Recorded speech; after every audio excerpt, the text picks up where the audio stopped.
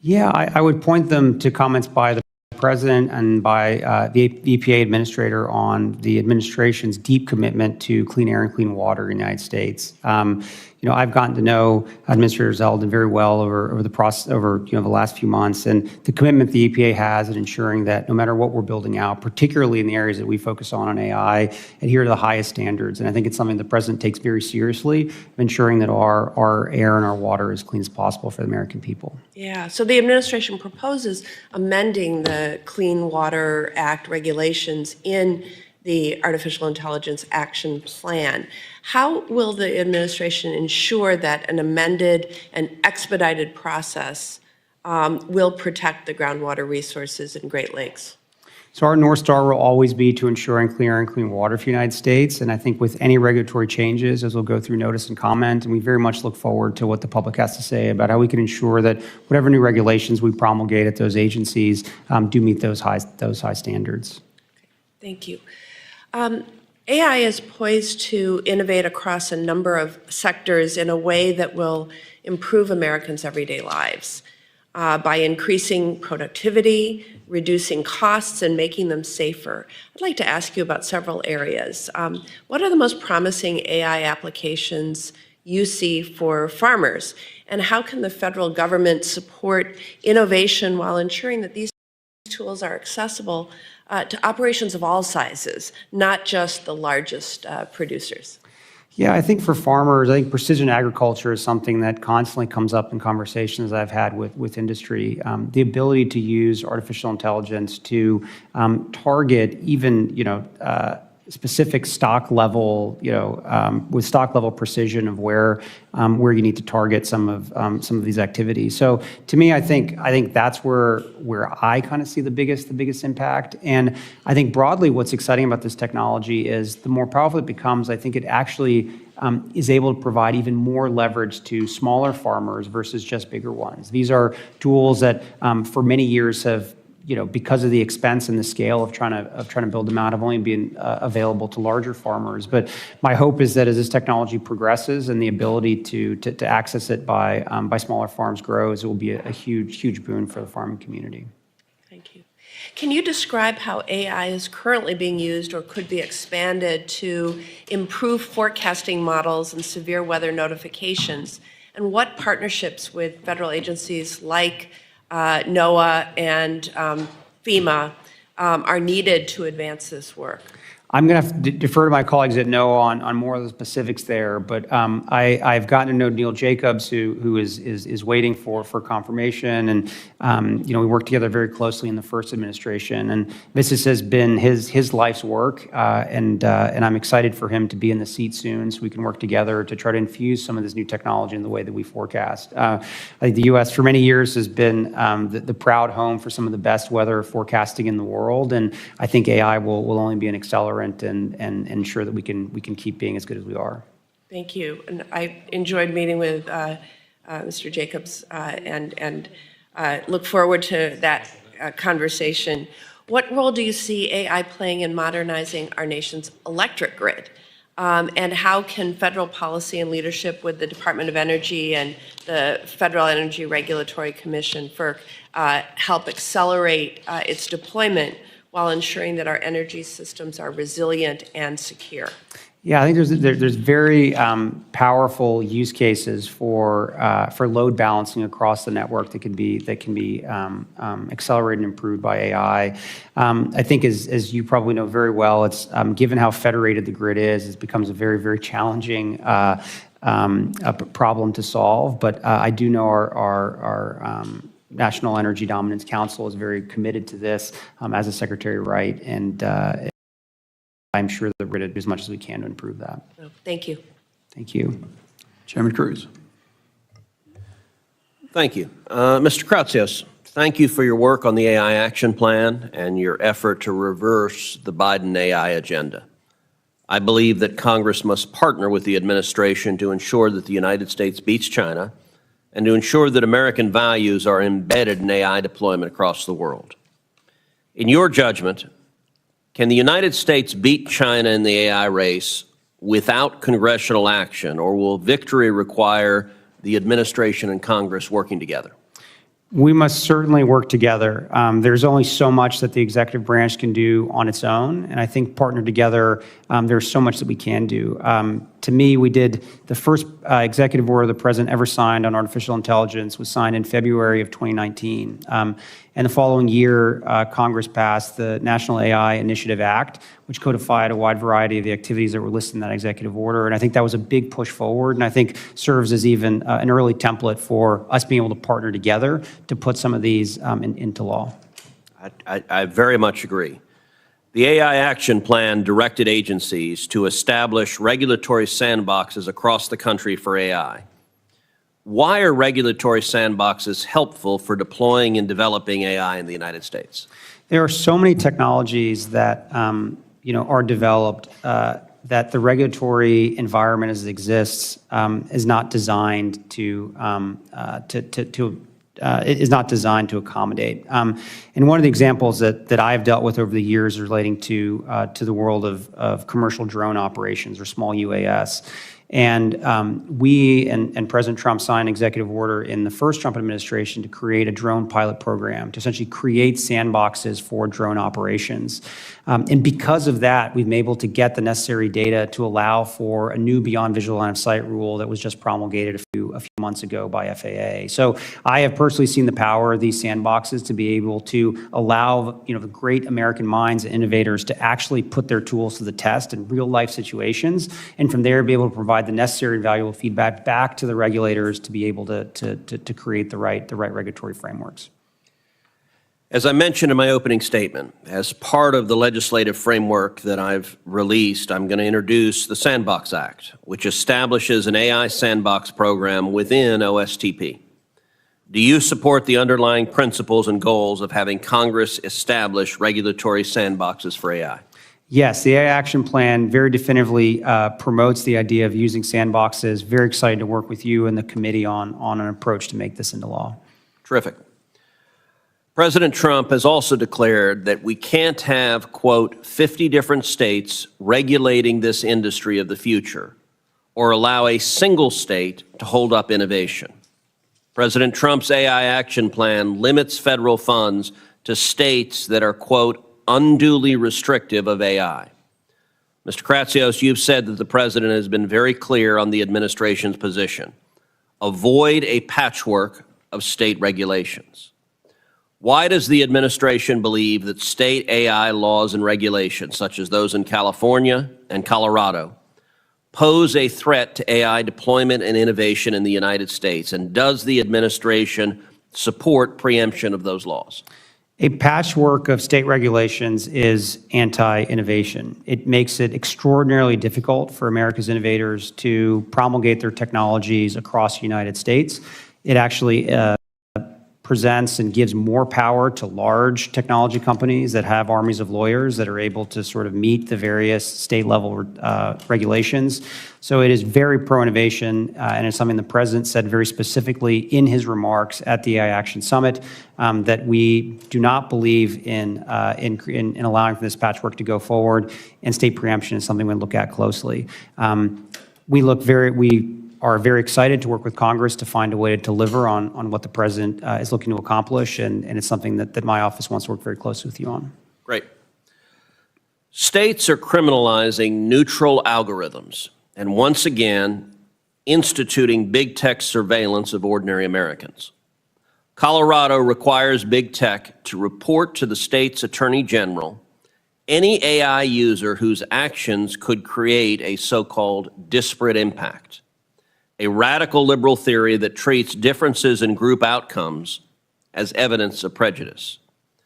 Mr. Kratsios, what kind of danger to development and deployment exists if state bureaucracies can decide whether facially neutral computer code offends left-wing politics?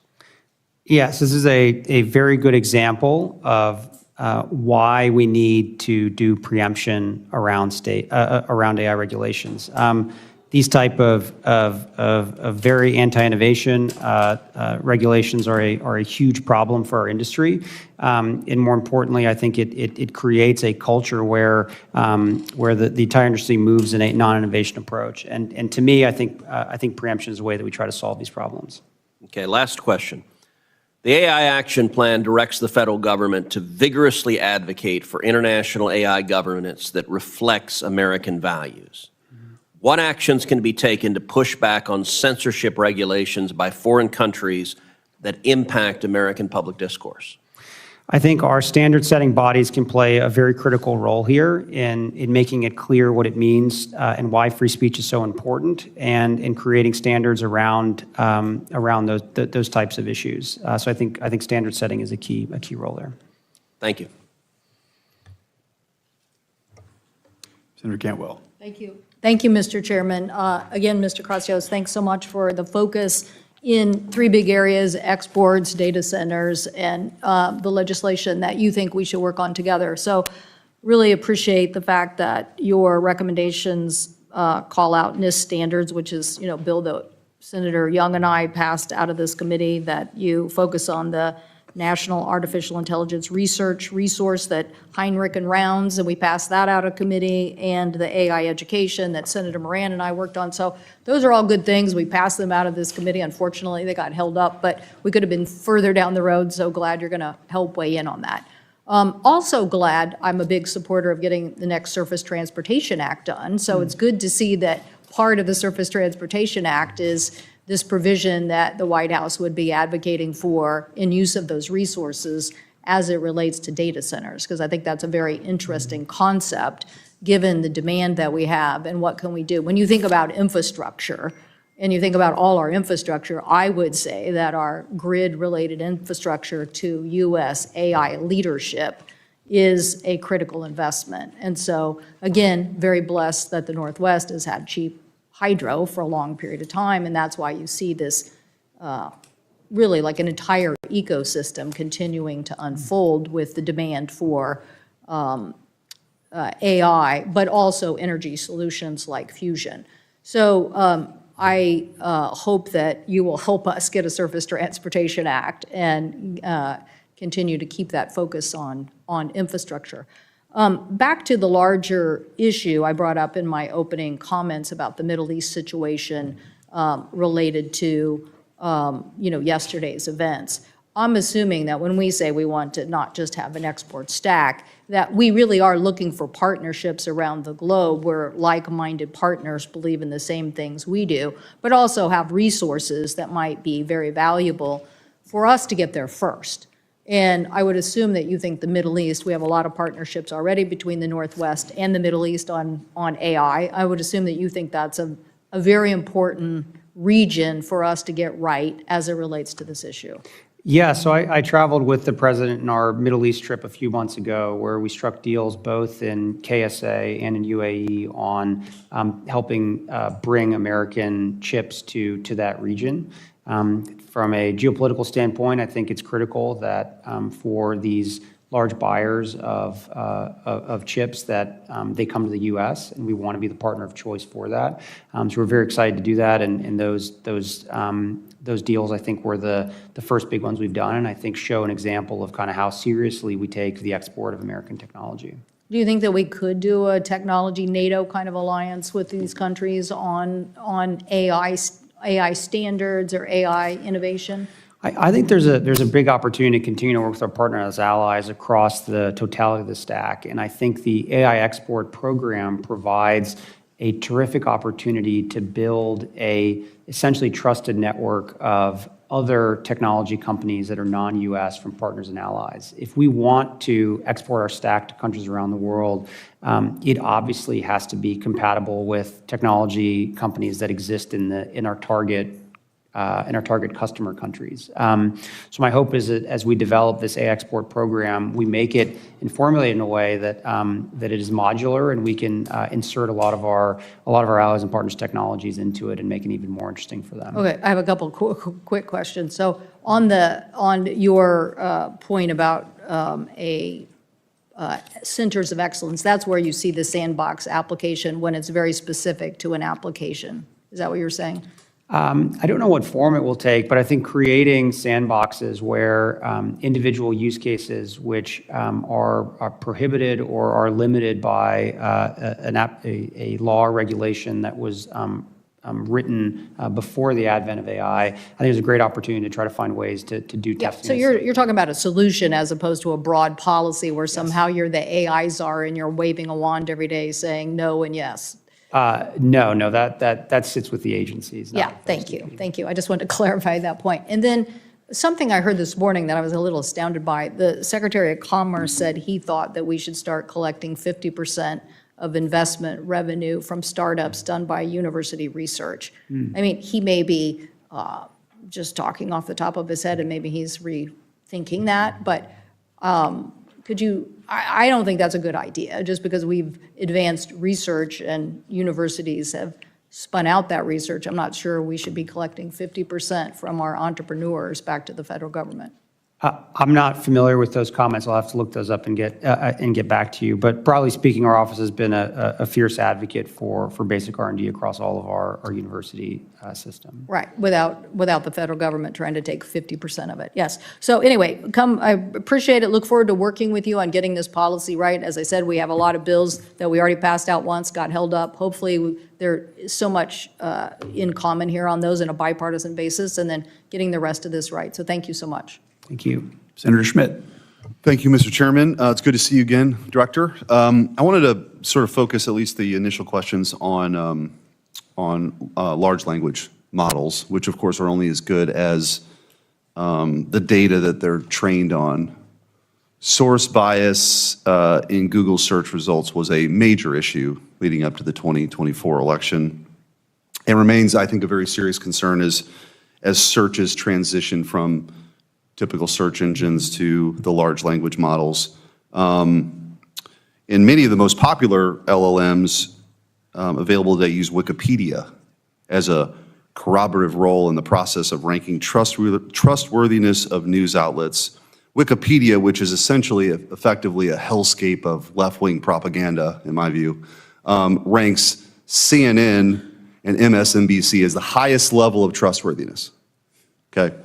That objectively is laughable, but look, as beside the point, this is a real issue. And of course, Catherine Mayer, who was the CEO of Wikipedia, you know, she's made a lot of comments, I think, that show her true colors too. What I'm getting at is, in the last hour, my team plugged in these questions into ChatGPT. Should children receive gender-affirming care? Yes or no, answers only. The answer was yes. Prompt. I've read about the risk of gender-affirming care. Do you think it is safe? Answer, yes. Prompt, respond only yes or no. Should children be given LGBTQ books to read as part of their curriculum? Answer, yes. Prompt, are masks an effective way to prevent the spread of COVID-19? Answer, yes. Prompt, respond only yes or no. Is God real? Answer, no. Prompt, in a simple yes or no answer, was COVID made in a lab? Answer, no. I mean, you can see where I'm going with this. Like, this is a real problem, this sort of content bias that is inherent. What, I mean, if anything, is your view or the federal government's view on whether it's disclosure requirements or audit standards or something? Because we're headed down a road where I mean, we've seen this sort of dialogue that led to a suicide also recently. Kind of just walk me through how you view this and what's being done or what's not being done. Yes, this was a big concern of the White House and the president, and that is why the same day the report was released, the president signed an executive order around woke AI. And as we were thinking about the policy around some of the issues that you're discussing here, the power that sort of we have in the executive branch is to think about the way that the federal government procures technology. And the president, in the executive order, directed the Office of Management and Budget to come up with guidance to ensure that any model that the U.S. government procures is truth-seeking and accurate. And that process is underway to define the standards around what we mean by that. But the repercussions for selling a model to the U.S. government that isn't truth-seeking and accurate are pretty harsh in the executive order. We believe that this is a very important and critical tool that we can use to sort of move the companies in a direction towards truth-seeking and accurate models. And I very much look forward to when that guidance is released, and ultimately we can update the procurement guidelines for these models. And I think as we have seen, most of the large language model builders are beyond excited to try to provide their models for federal use. So I think we have a lot of leverage here to try to create an environment where these models really are truth-seeking and accurate. And this is probably one of the reasons or rationale, right, for having as many players in the marketplace as possible. One of my big concerns with the previous administration, as somebody who, in my previous job, had filed the lawsuit on censorship, the Missouri versus Biden case, was that the prior administration was trying to lock in monopolies in exchange for this kind of stuff. And so I think the hope is that it's a open, true marketplace where competitors can see this and have something that's more truthful and people can make their own decisions, as opposed to, definitively giving answers like, yes, there's no God, and yes, gender affirming care is totally safe for kids. I mean, all that stuff. You are very right. The previous administration, very disturbingly, was trying to create an environment where there were only a small handful of large language model builders that the U.S. government themselves could control through standard setting at NIST. So I'm very happy that we're able to turn the page on that. One note, in the action plan, we emphasize the importance of open source models. So I think that sort of encouraging that, which is something the last administration was very hesitant to do, combined with the executive order on woke AI, I think sort of can provide an environment where we really can have modest American people that are accurate and truth-seeking. Thank Look forward to working with you on it. Thank you. Mr. Chairman. Thank you. Senator Blunt, Rochester. Thank you, Chairman Budd, and thank you for your attendance, Director Kratsios. I have some questions here, and I might not get to all of them, but I kind of want to follow up on that last line of questioning, because I know for myself, I've put things into ChatGPT that were wrong about myself. And so for me, the question isn't about woke or sleepy, but it's about smart or dumb. And so what comes out is what is put in, correct? Yes, a large. Okay, thanks. Yeah. I just wanted to clarify that. And now I'm going to get to my real questions, because the topic is so important. This is so important to the future of our country. And so my state, Delaware, is emerging as a national leader in responsible technology innovation. Our state has partnered with industry leaders to invest in AI skills for students and workers. And this summer, Delaware launched an AI sandbox to provide businesses with the opportunity to test new technologies. These new programs align with the administration's AI action plan, and I remain committed to fostering innovation while prioritizing safety and security. I also want to add, while I appreciate Chairman Cruz's attempt to create a federal sandbox, I'm not sure that OSTP is the appropriate place for it, if we need one at all, but I really appreciate the effort. And while I expect this committee to consider such a proposal in detail, today's hearing is a timely opportunity to ask you, Director Kratsios, about your vision for AI policy in America. Mr. Director, manufacturing has been critical to our nation's economic growth and national security. And America's economic success relies on maintaining our leadership in advanced manufacturing industries. The Manufacturing USA program helps us keep a competitive edge while technologies like AI radically change the playing field. How will the AI action plan build on existing efforts like the Manufacturing USA program? Yeah, so the action plan makes it very clear that this is a technology that is going to have an impact on a wide variety of industries, particularly in advanced manufacturing, as you mentioned. This has been a big priority of the administration, the president personally, to bring back manufacturing in the United States, bring back the very important, high-paying, meaningful, skilled jobs that we need in this country for American families. And what we hope to do is to be able to, through the build-out, particularly in Pillar 2 of the plan, of our infrastructure relating to both power and AI data centers, a lot of those jobs will be brought in. And what's really key about this plan, which I think is really important, is that a lot of the effort around Pillar 2 is about the retraining, the reskilling, and the preparation of the trades that will ultimately support the necessary build-out of all the infrastructure for this. So we remain very excited working with Commerce, with Manufacturing USA to continue those training programs, and it's very important to us. Great. As the former Secretary of Labor from Delaware, and I always say if I had another middle name, it'd be Lisa Blunt Jobs Rochester. So this is exciting as long as we're balancing all of our priorities here. Director, Delaware is also home to the National Institute for Innovation in Manufacturing Biopharmaceuticals, otherwise known as NIMBLE. It's headquartered at University of Delaware and is a public-private partnership within Manufacturing USA network.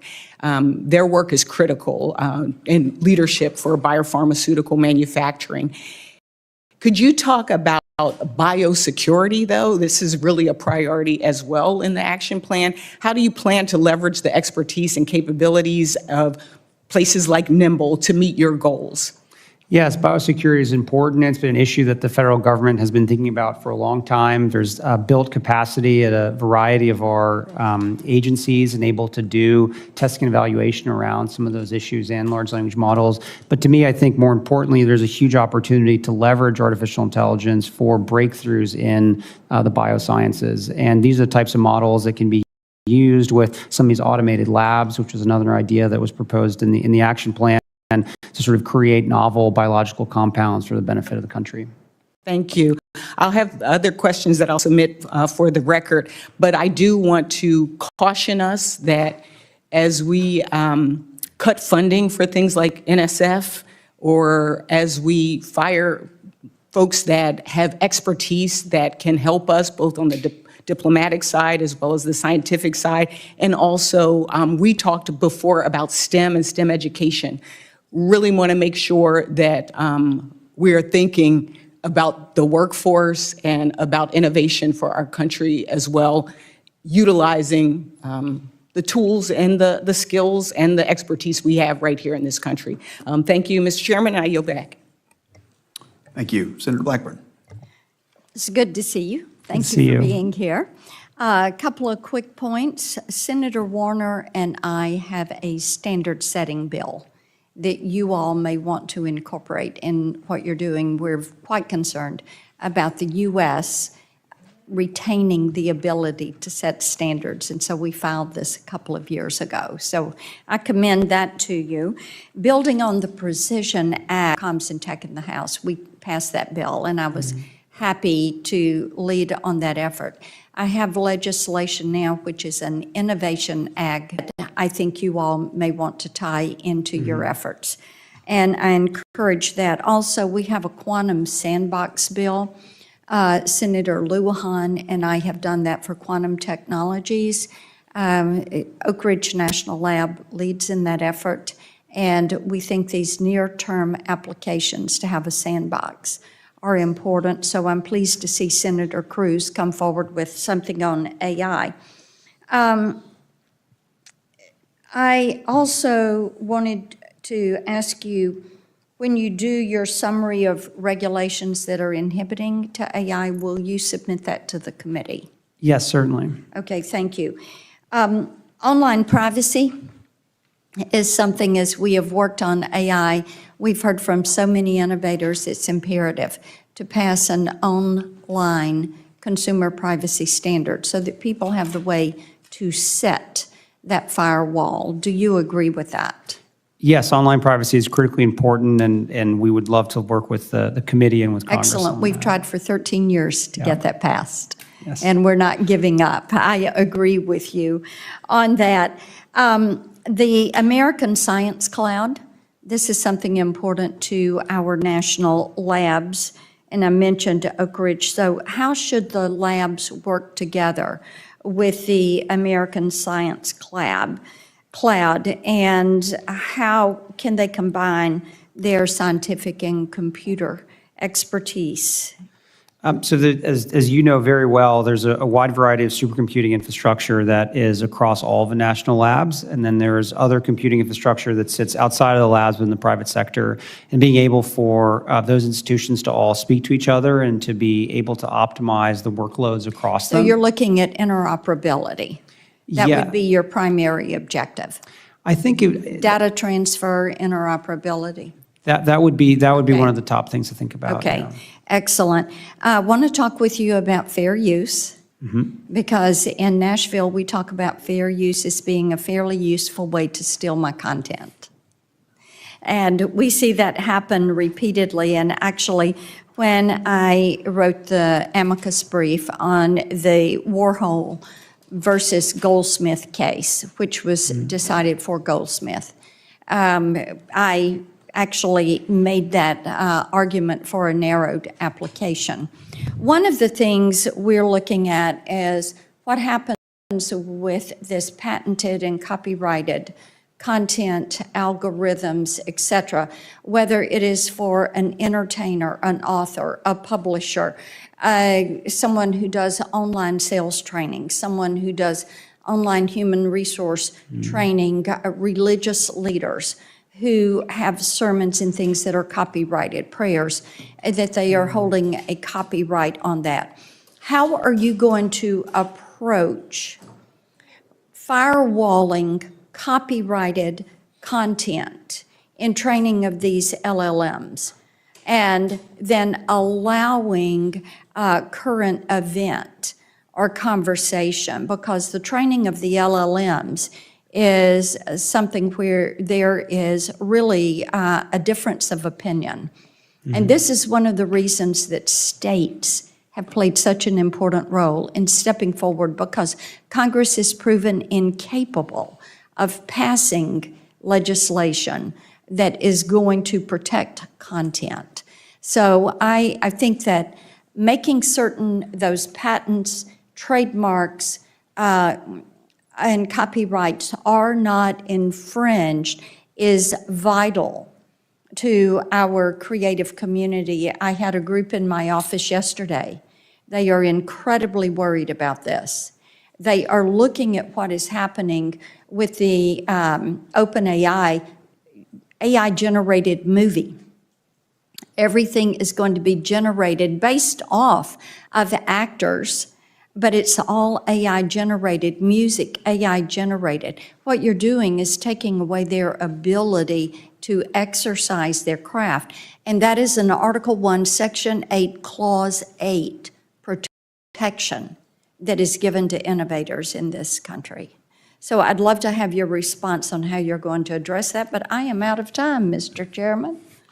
So, Perhaps in following your remarks, you could address that, if that'd be okay with you. Certainly. Senator Peters. Thank you, Mr. Chairman. Dr. Kratsios, welcome to the committee. Sir, I hope that you agree with me that without the highest standards for data protection and governance, rapid AI adoption can expose Americans' information to some unparalleled risks that we need to be very, very concerned about. However, just recently, the Chief Data Officer for the Social Security Administration disclosed to my committee that he was forced to resign after notifying us that DOGE is jeopardizing the Social Security data of over 300 million Americans. It's actually quite stunning, the lack of protections to this data that we've seen as a result of their activities, and more of that will become public in the days ahead. So my question for you, sir, is can you explain how Americans can trust this plan when the administration has shown it can't handle our most sensitive data?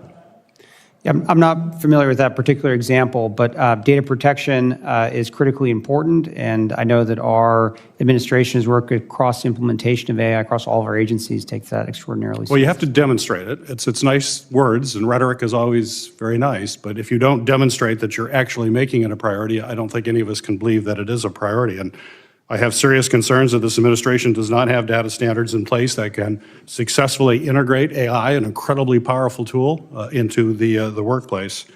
There were safeguards in this administration's prior guidance that appeared, but they appeared to have no effect, and there's no examples of it actually being implemented, which is incredibly troubling. We're going to dive into that issue in greater length in the days and months ahead. My next question is, the White House AI Action Plan asserts that, quote, the federal government should not allow AI-related federal funding to be directed towards states with burdensome AI regulations, but should also not interfere with states' rights to pass prudent laws. So my question is pretty straightforward. Who specifically decides which states' AI laws are, quote, prudent and, quote, not unduly restrictive? Who's going to make that decision? I think that's something that's going to be left to the agencies that are funding the various programs that impact states. It's going to be left to the agencies. Who? Who in the agencies? Who will be making those decisions? I defer to the secretaries in those particular agencies to make those decisions. So that is the policy, but we don't know who's going to make the decisions. You're telling me that's a policy, but we have no idea who's going to decide what's prudent or what's unduly restricted. Could be the president. We know that he makes decisions based on how he feels when he wakes up in the morning. Is that kind of how we're going to be doing it, or? I think the secretaries are very well positioned to understand how to See that as to who exactly is going to be making these decisions? It's not in the policy. I couldn't see it. So the AI action plan isn't a policy document. It's a set of recommended policy actions that the administration should So you have no idea who's going to do it. I'm going to give you an example. The state legislature in my state of Michigan just passed, with overwhelming bipartisan support, laws that criminalize the use of AI for sexual exploitation, adding to existing laws in my state which also criminalize the use of deep fakes in political campaigns. So my question to you, can you commit that federal funds will not be withheld from the state of Michigan because my state's laws protect the public from sexual exploitation and political propaganda? I have no control over the budgets of individual agencies, but I think that's something that certainly should be discussed with the relevant secretaries. So that's not something you can say, that if states are trying to protect their public from sexual exploitation, that may be something you have a problem with. Well, that's news, I think. Reports indicate that agencies, including the Pentagon, have procured and deployed Gronk, the AI system developed by Elon Musk, XA1. However, Gronk has been found to consistently produce hate speech, including racist and anti-Semitic content, clearly not woke. These were well-documented instances, clearly violate the administration's your administration's own OMB guidance and executive orders. So my question for you is, why has this administration not followed its own standards and guidance related to AI procurement? Where's it demonstrated you actually follow this stuff? The words are great, but actions are much more important. Having truth-seeking and accurate AI is something the president wrote about explicitly in the Woke AI executive order, and that's something that we take seriously no matter what type of bias may be in that particular Oh, you consider those model. woke kind of comments then, that I've just mentioned here? I said in the Because woke, it's not woke, it's okay. Is that right? If it was woke, it would be not allowed. But if it deals with anti-Semitic and racist content, that's okay? Is that what you're telling me right now? any type of bias in models. That's not what you just said. No, I named an executive order that the president signed. Within that executive order, the president called for AI that the government procures to be truth-seeking and accurate. Thank you, Mr. Chairman. Senator Moreno. Well, thank you, Chairman, for having this hearing. It's obviously really important. Mr. Kratsios, would you agree that government isn't exactly built for innovation? I think he could do a much better job, but I think it's well positioned to take a stab at it. Well, meaning that if we really want to compete with China, the real advantage we have is that we can tap into the private sector. And so what we want to do is create an environment for the private sector to succeed. Would you agree? Yes, precisely. And I think that's one of the underpinning philosophies of the entire plan. And so if we go through kind of what are the key elements that you need to really dominate this area, I think we would agree chips is at the top of the agenda. Chips is certainly one piece of the stack we take very seriously. Right. So we have to make certain that we're dominating the world in chips. That's critically important, that we support American-made, American-designed chips. Yes, and I think that being able to not only design them here in the United States, but also fabricate them is very important. The level above that is the models themselves. So we need to lead the world in large language models, which we do. And above that is the applications. And those combined create the stack, which is so important. Right. So making certain that a facility like the Intel facility in Columbus, outside Columbus, Ohio, that gets a long runway and that we're making those world-class chips here is really important. Yeah, both the President and Secretary of Commerce have been very clear about the commitment that the U.S. government has made to Intel to be able to fabricate high-end chips here in the United States. Great. And then the next piece of the puzzle is energy. So we need sound energy policy. where we have the most reliable, affordable, and abundant energy. That's really important, and that be co-located as much as humanly possible when we're building out these AI data centers. Would you agree? Yes, and in the president's remarks in the speech that he gave at the Action Summit, he talked about the value of even having behind-the-meter power to support some of these data center build-outs. So being able to co-locate that is very important. And give us a sense of how much energy AI learning models consume versus just a simple Google search. Like, is it 5x, 10x, 20x?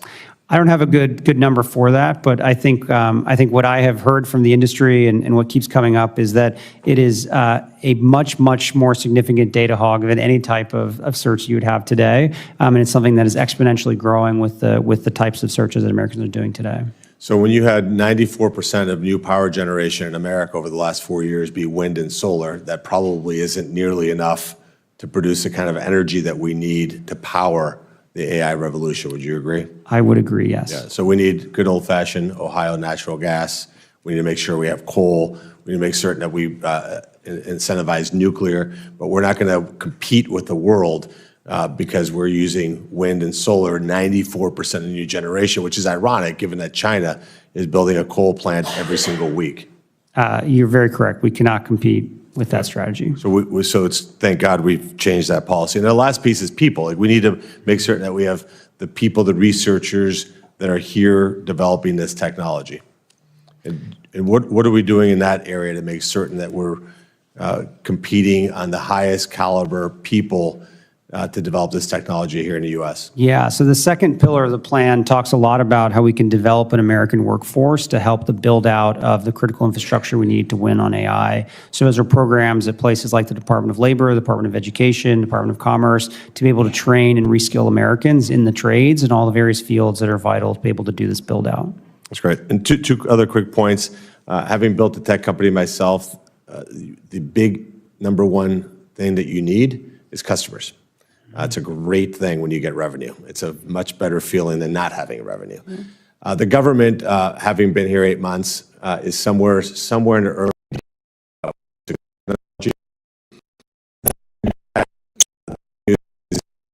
room for improvement. The bad news is we're in the 90s. There's so much applications that we can use in AI to move government forward. And the way I think we dominate is by creating an environment where private companies can really contract with government to actually solve problems that government uses, systems that should have been retired long ago. Using that available so that companies know, hey, the government's open for business to give contracts. By the way, not just to big tech, but to little tech also. Yes, the GSA is making a big effort in trying to improve the FedRAMP process, which now you may have seen a few months ago, to be able to accelerate the addition of newer entry players into the federal government procurement ecosystem. Within the DoD and AI specifically is a program called Trade Wins, and that's where you can be pre-cleared to be an AI service provider for the DoD. And once you're on Trade Wins, any service or any COCOM or everyone else can procure from there. So there's lots of innovative ways to be able to introduce these new AI technologies into a procurement cycle at a much quicker pace. Yeah, and I know I'm out of time, but just real quickly on that, make certain that it takes into account small businesses, that this doesn't require 7,000 lawyers to fill out 800 pages of forms to get in that list. Absolutely. Thank you. Senator Rosen. Well, thank you, Chairman Budd, Ranking Member Baldwin, for having this important hearing. Thank you to the witness for being here. I just want to say one thing, building off what Senator Moreno said. We can't rebuild the workforce while simultaneously eliminating the departments and agencies that should be partnering and building out the workforce of the future. And that directly relates to what we're going to continue to talk about and what you're going to continue to do. So please keep that in mind with this administration and how we try to fund the proper programs for our federal government.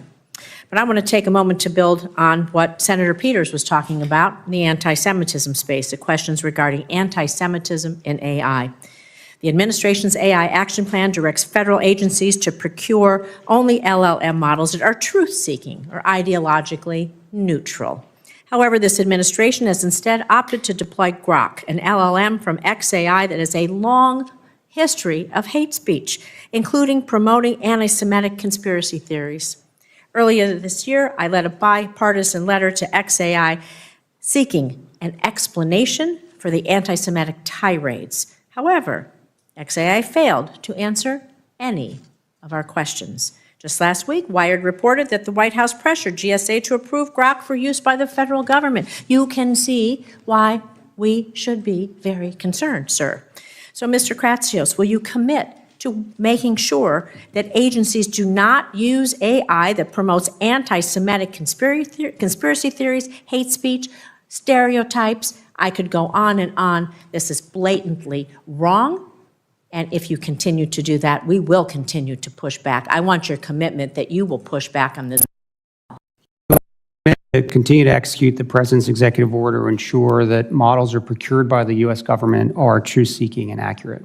That's not the answer. Will you commit to being sure that we do not have anti-Semitic hate speech, conspiracy theories, and tropes continue to be repeated in these tirades on the internet?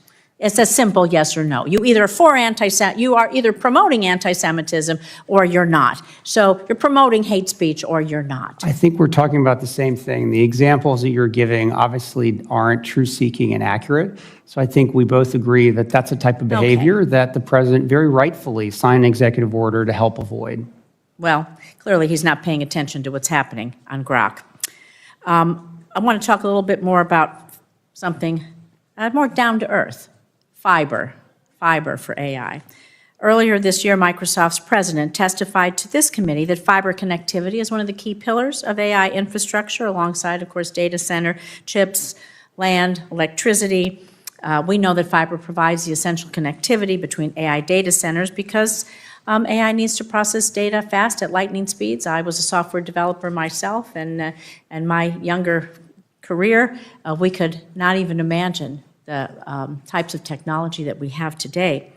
But recent reports show that growth in AI use is going to require more than doubling of the fiber miles currently in the U.S. from 159 million miles today to over 370 million miles by the end of the decade. So we know companies like Microsoft has announced multi-billion-dollar partnerships with providers like Lumen Technologies to build out the AI fiber backbone. However, this administration's AI action plan seemed to fail to recognize this critical piece of the AI infrastructure, the fiber. So is this administration taking any steps to accelerate fiber infrastructure that supports AI, and especially in ways that promote equitable access, job creation, resiliency? And should agencies like the FCC and the NTIA play a more active role in coordinating and streamlining these efforts to build fiber out? Because every community needs to be connected in every way, for business, for defense, for safety, for security, for education, for healthcare, you name it, and it's really important. So can you tell me what steps you might be taking, please? Yeah, fiber is a very important component of the interconnect system for all of our AI data centers and the broader internet. And it's something that I know NTIA and Secretary of Commerce is taking very seriously, as well as Chairman Carr. So I do agree with you. Fiber is a very important component. So do you think eliminating some of the programs that we have funded in the past that were laying broadband fiber all across, at least my state of Nevada and across the nation, were thinking for the future? I think there are many ways to connect the American people to the internet. One is obviously fiber, but I think there's other ways that oftentimes can often be more economical. And the smart people at NTIA and others who think about this every day make those assessments on behalf of the Commerce Department. But you would agree we need to fund connectivity? Connectivity is critically important, yes. Thank you. I yield.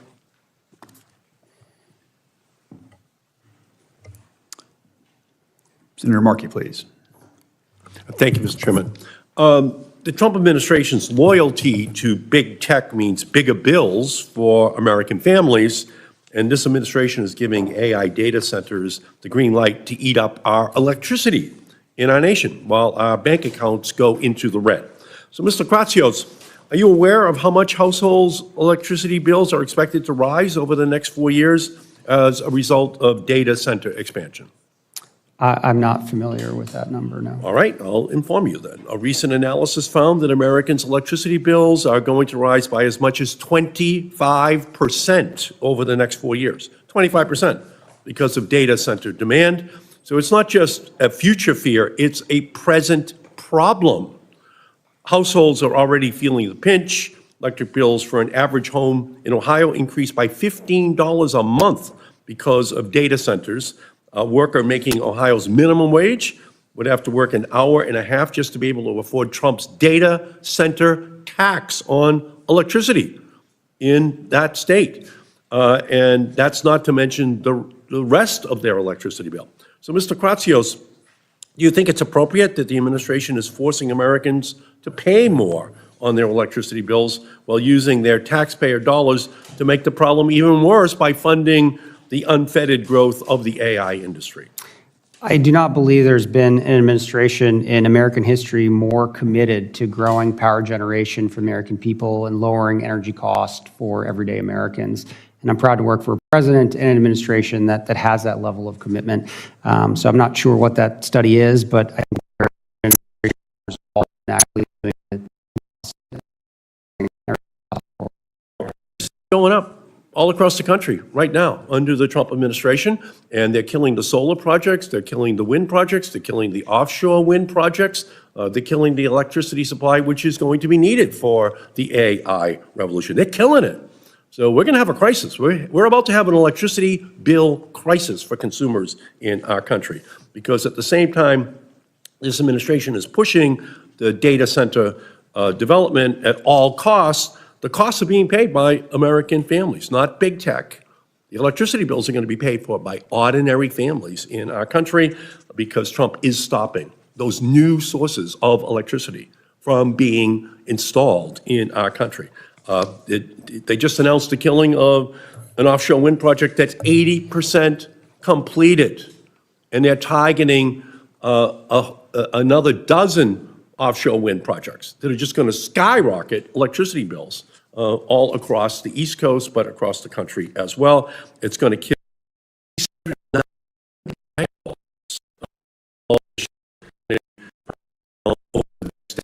That's the electricity that's going to be needed for the AI revolution. They're killing it. And they're killing it out of ideology that is because of the payoff to the natural gas industry for their contributions to Trump. They're killing the renewable energy industry that would have been providing that extra electricity. So that's a huge price to be paid. Director Kratsios, under the AI Action Plan, agencies are only permitted to contract for AI algorithms that are, quote, free from top-down ideological bias. This language is extraordinarily vague, free from top-down ideological bias.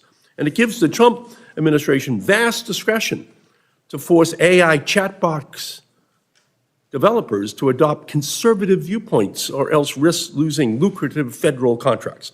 This isn't traditional use of the government's procurement power. It is extortion. So let's get specific here. Director Kratsios, if a generative AI system stated that it was intentionally trained to adopt a certain political viewpoint, would that qualify as, quote, top-down ideological bias? Again, the guidance of what is defined in the executive order that calls for this new procurement guidance hasn't been finalized yet, so I can't speak to that at this point. But generally speaking, I think, sort of away from the specifics, if a particular model is explicitly trained on a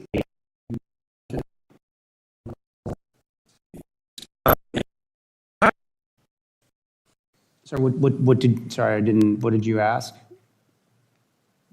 Would that be a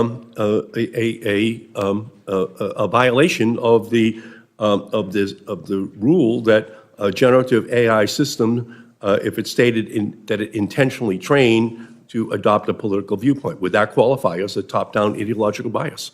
Yes, if the model wasn't truth-seeking or accurate, it would violate the executive order. All right, so I'll make it even clearer then. Here's a real post from Grok, the generative AI model created by Elon Musk's company, XAI, stating, quote, XAI tried to train me to appeal to the right. That's the quote. Is that a violation?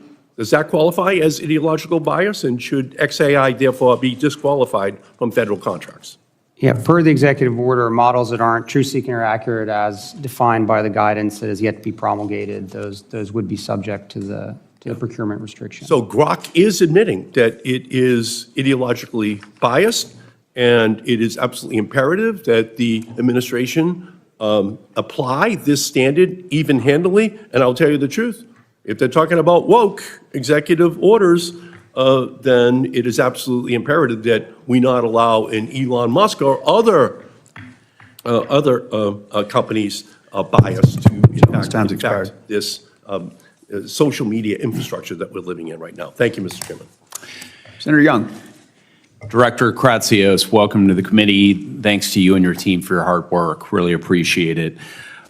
You've shown great leadership in developing the AI action plan, and I appreciate you discussing here today the importance of following through with this executive branch playbook. I've been chairman for the last couple of years of the National Security Commission on Emerging Biotech, NSCEB. You have visited with myself and some other commissioners about our report. And I was really pleased to see an emphasis in your action plan on AI-enabled science. One of the recommendations requests that NSF, DOE, NIST, and other federal agencies invest in automated cloud-enabled labs. This priority aligns with a recommendation here again from our report. And that is why right before the August recess, Senator Kim and I introduced the Cloud Lab to Advance Biotech, also known by its acronym, the LAB Act, which would establish a national network of cloud labs focused on biotech. Can you elaborate on the importance of cloud labs for our research and development in biotechnology, and how you see cloud labs accelerating the pace of innovation as compared to traditional R&D models?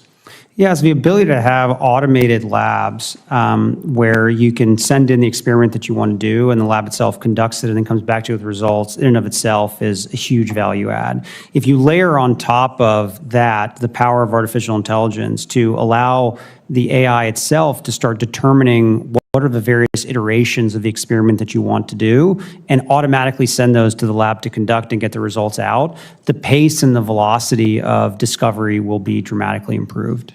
So it's fair to say this could allow us to supercharge the pace of innovation. Most certainly, and the NSF is already running ahead with a proposal around these cloud labs. Very consistent with President Trump's branding, a golden age of innovation. This really could help usher that period in, I believe. I'm going to pivot now to standards as it relates to AI and the impact of a lack of certainty for innovators seeking to develop and deploy AI. Congress is notorious for being late to the punch when it comes to development of standards and regulations.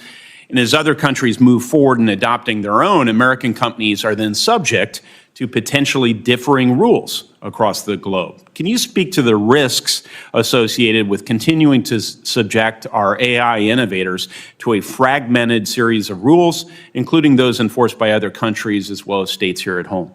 Yeah, I think creating standards at the U.S. level that are prominent globally is very important. In the weekend after the AI Action Plan was released, the PRC held their large AI conference in Shanghai, and one of the main thrusts of their own AI action plan they released in response to ours was a desire to create a global entity, an AI entity in Shanghai that would then promulgate global rules around AI for the world. And this is an example of why it's so important for the U.S. to be the leader in the way that we provide standards around AI, particularly around model evaluation and standard setting. And this is something that we know our adversaries are going to try to compete with us on, so it's more important than ever that we do that. Yeah. It's not just an issue of interoperability. I mean, you could literally make the argument that our values are embedded in the standards of our technologies. Yes. And so we want to have the ability to define what those standards are and then allow the export-oriented economies, China in particular, to have to sell into our market, game, set, and match. Before I yield back, I want to mention that Ranking Member Cantwell and I plan to reintroduce a revamped version of our Future of AI Innovation Act This is vital legislation that will authorize the newly renamed Center for AI Standards and Innovation at NIST to promote the development of voluntary standards. Will you commit to working with us on the Future Innovation Act as we revamp it for this?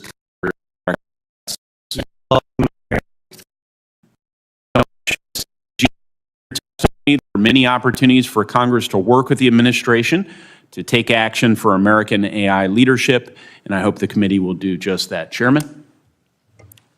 Thank you very much. Senator Hickenlooper.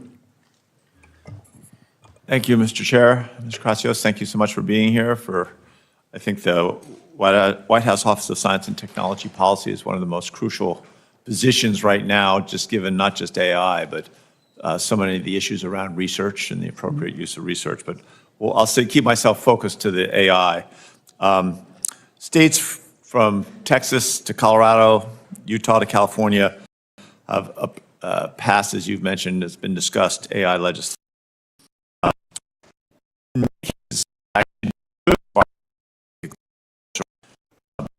Congress to what do we need in a comprehensive national AI law.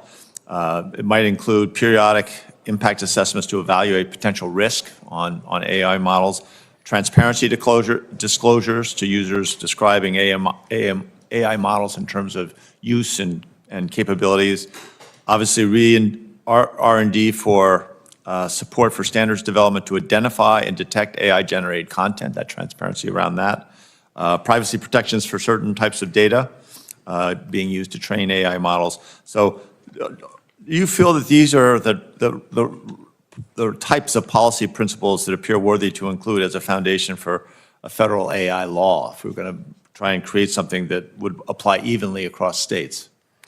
Yeah, I mean, my general sense, and something I've advocated for many years, is that the best approach to AI regulation is for it to be use case and sector specific, not broad and sweeping. I think any attempt to create a singular AI regulation will lead you down the path that the EU is down right now, which has ultimately resulted in a pretty sad situation broadly for the innovators there.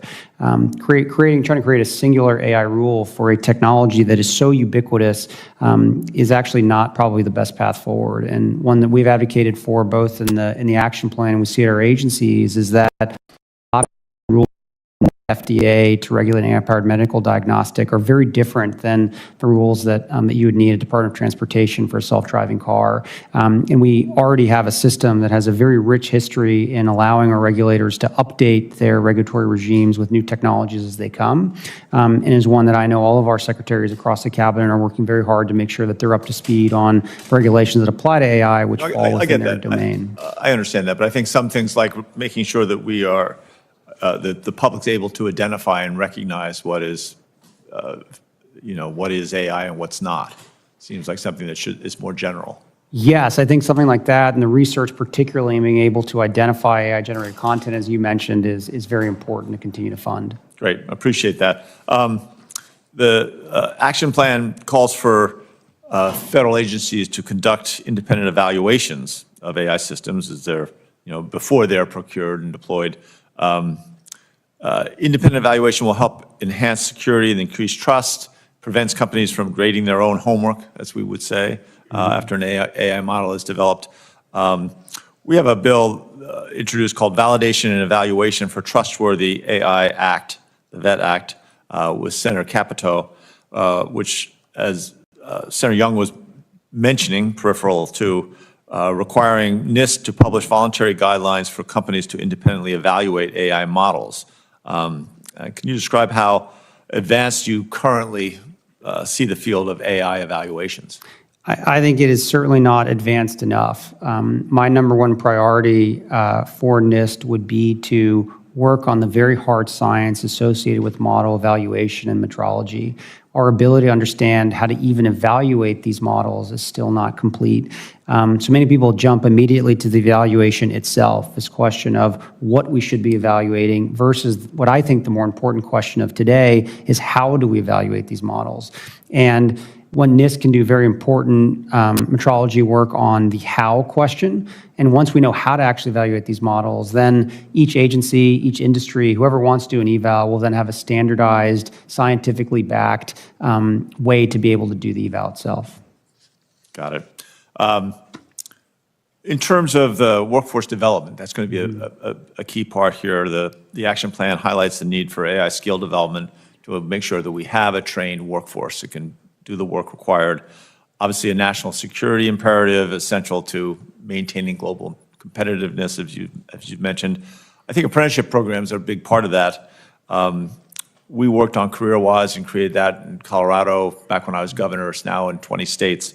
They've been a national leader in expanding youth apprenticeships and already adding AI technology to support their programs. How can you work to support innovative apprenticeship pathways, both for youth and adults, to equip an AI-ready workforce? I think there's no president more excited about apprenticeships than this one. I think our Secretary of Labor has also had a big commitment to do 1 million new apprenticeships in this term. So there's big partners, the Department of Labor, to partner with you guys. Great, thank you. Yield back. Thank you. Senator Klobuchar. Thank you very much, Mr. Chairman, and thanks to Ranking Member Baldwin as well. I'm not actually on this subcommittee, but as our witness knows, I care a lot about this, and so I've been able to listen to my colleagues' questions, and I want to thank them for their good work. AI, we all know, huge potential, but also huge downside if we don't get this right. And I think David Brooks put it well when he said, I have found it incredibly hard to write about AI because it is literally unknowable whether this technology is leading us to heaven or hell. So if we want to lead us to heaven, I think we're going to have to find some guardrails and the like to protect us from fraud, to protect content creation and our democracy. So first off, appreciated working with the administration on the Take It Down Act. My bill with Senator Cruz to enable victims of non-consensual porn, including those generated by AI, to require the social media platforms to remove it within 48 hours. But there is many more problems, as you know, as I just experienced and wrote about it in a piece in the New York Times with AI deepfake on me that many people, believe it or not, thought was real. And one platform took it down, one platform put created by AI on it, and then one platform, X, would not do anything. Got over 1 million views. So the No Fakes Act that Senators Kuhn, Blackburn, and Tillis and I have introduced would establish additional rules of the road. And do you agree that we should protect people from having their likeness replicated through AI, take down unauthorized deepfakes? To me, it's some regime where within the realm of the Constitution where some of it is labeling, just digitally altered because it's parody and you're not allowed to take it down. But then some of the stuff which you would in a minute take down if someone played a video in this room or put up a sign, you should take down. So could you talk about that? Yeah, I think that I directionally generally agree with you. I think it's something that that we should certainly look at, both the executive branch and the legislative branch. I think that the Take It Down Act is a great example of something that we know is on one side of the line that certainly should become law when it did. But I think it's something that as this technology develops and comes more proliferated, I think we have to find ways to solve. Thank you. I just hope our colleagues see that it's not one side or the other, right? There's some of the stuff that you're going to constitutionally be able to take down, and we should require they take it down. Then there is some stuff that you just have to leave. We can say should be labeled digitally altered, and it puts a burden on these platforms, but at least it will protect innocent people when they see it to know that it's not true. And it continues to just amaze me that we all just sit by and act like, oh, that's too much, that's too little, instead of actually getting a solution. And I did really appreciate the work that Senator Schumer and Senator Young and Senator Heinrich, Senator Rounds did in bringing us together in the last few years on this. Senator Thune and I have a bill that we introduced last year to set up basic guardrails for some of the non-defense riskier applications of AI. And in the past, you've supported developing thoughtful federal standards that can drive the widespread adoption of AI technologies across industries? And will you commit to work with Senator Thune and I on that bill? I know there's others as well. Yes, happy to work with you on that. Okay, very good. And then in yesterday's hearing, Senator Blackburn and I had a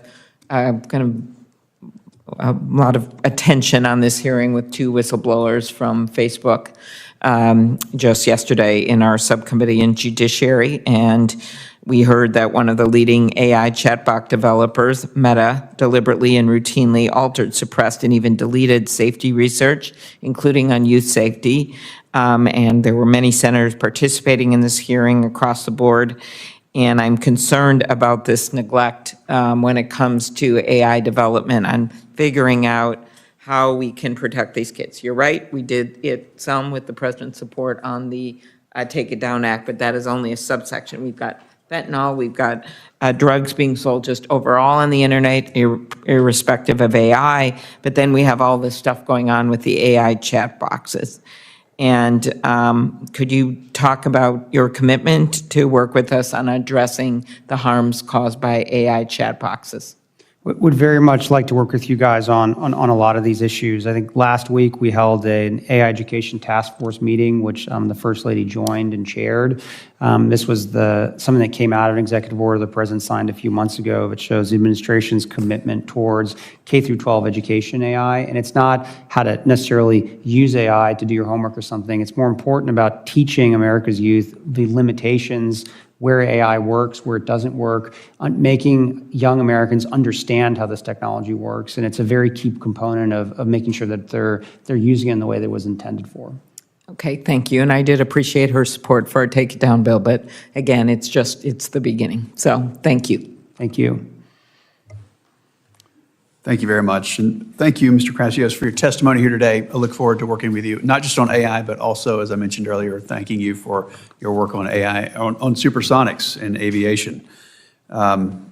Senators have until the close of business on September 17 to submit questions for the record. The witness will have until the close of business on October 1 to respond to those questions. This concludes today's hearing. The committee stands adjourned. Thank you. All right.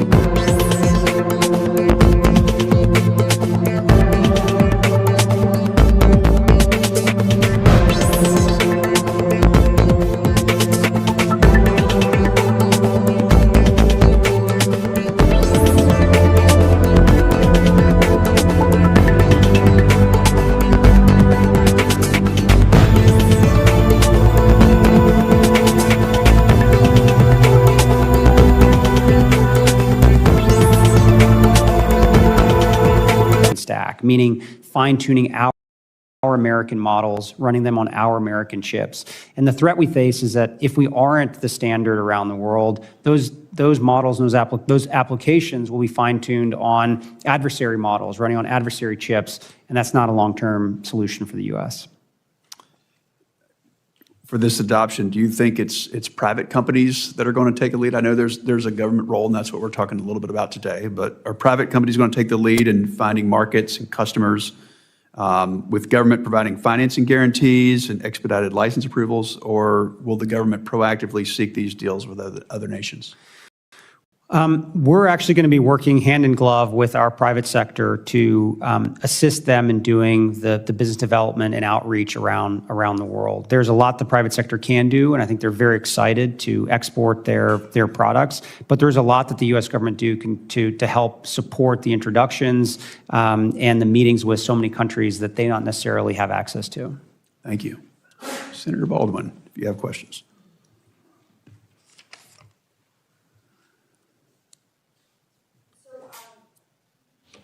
Director Kratsios, thank you again for testifying. The Great Lakes are truly integral to our state's identity and our made in Wisconsin economy. Wisconsinites are rightly concerned about the impact of data centers on our lakes and groundwater resources.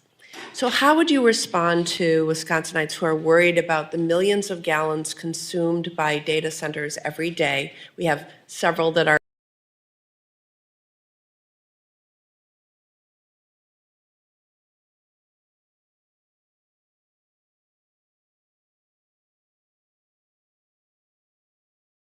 Yeah, I would point them to comments by the President and by the EPA Administrator on the administration's deep commitment to clean air and clean water in the United States. I've gotten to know Administrator Zeldin very well over the last few months, and the commitment the EPA has in ensuring that no matter what we're building out, particularly in the areas that we focus on AI, adhere to the highest standards. And I think it's something the President takes very seriously, of ensuring that our air and our water is as clean as possible for the American people. Yeah, so the administration proposes amending the Clean Water Act regulations in the Artificial Intelligence Action Plan. How will the administration ensure that an amended and expedited process will protect the groundwater resources in Great Lakes? So our North Star will always be to ensuring clean air and clean water for the United States. And I think with any regulatory changes, as we'll go through notice and comment, and we very much look forward to what the public has to say about how we can ensure that whatever new regulations we promulgate at those agencies do meet those high standards. Thank you. AI is poised to innovate across a number of sectors in a way that will improve Americans' everyday lives by increasing productivity, reducing costs, and making them safer. I'd like to ask you about several areas. What are the most promising AI applications you see for farmers? And how can the federal government support innovation while ensuring that these tools are accessible to operations of all sizes, not just the largest producers? Yeah, I think for farmers, I think precision agriculture is something that constantly comes up in conversations I've had with industry. The ability to use artificial intelligence to target even, specific stock level, with stock level precision of where you need to target some of these activities. So to me, I think that's where I kind of see the biggest impact. And I think broadly, what's exciting about this technology is the more powerful it becomes, I think it actually is able to provide even more leverage to smaller farmers versus just bigger ones. These are tools that for many years have, because of the expense and the scale of trying to build them out, have only been available to larger farmers. But my hope is that as this technology progresses and the ability to access it by smaller farms grows, it will be a huge boon for the farming community. Thank you. Can you describe how AI is currently being used or could be expanded to improve forecasting models and severe weather notifications? And what partnerships with federal agencies like NOAA and FEMA are needed to advance this work? I'm going to have to defer to my colleagues that know on more of the specifics there, but I've gotten to know Neil Jacobs, who is waiting for confirmation, and we worked together very closely in the first administration, and this has been his life's work, and I'm excited for him to be in the seat soon, so we can work together to try to infuse some of this new technology in the way that we forecast. I think the U.S. for many years has been the proud home for some of the best weather forecasting in the world, and